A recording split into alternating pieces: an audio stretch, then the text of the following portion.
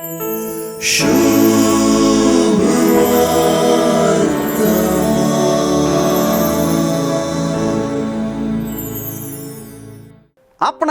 आसचें उणेपण हेरांतय आसा म्हणचें आनी आपलें उणेपण तें हेरांतय देखचें, पूण आपणातय तें वळखूंक सोलवचें जायत्यांच्या व्यक्तित्वांत जायते पावटी रोंबोवन आसता.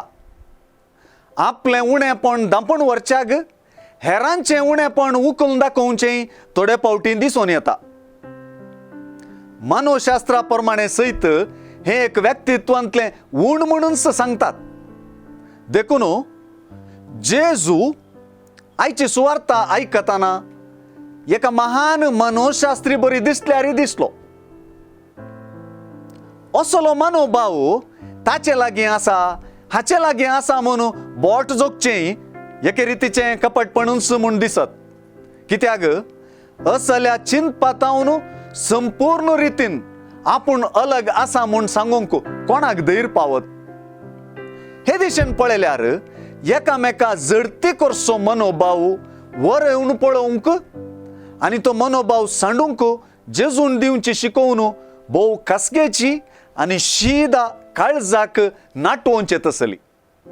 जेजू कपट्या, तुज्या दोळ्यांतलें आडें पयलें काड, मागीर तुज्या भावाच्या दोळ्यांतलें किसर काडूंक तुका स्पश्ट दिसतलें म्हणटाना स्वताक पळोवंक, स्वताची जिणी वरोवन पळोवंक व्हरतो उलो आसा. आनी एकल्याक आमी तुकताना आमकां सर्गीचो बापय तुकता म्हणून जेजून सांगून दिलां. सुवार्तेच्या उतरान मात्र आमकां येदोळूच तुकून जाला. पेल्या जडती करपाची सलीसताय आनी आमचेच जिणये विशांत वरोवन पळोवपांतली ती कश्टांची गजाल जेजू शिकयता. सुवार्ता मात्र स्वताक सत दाखयता.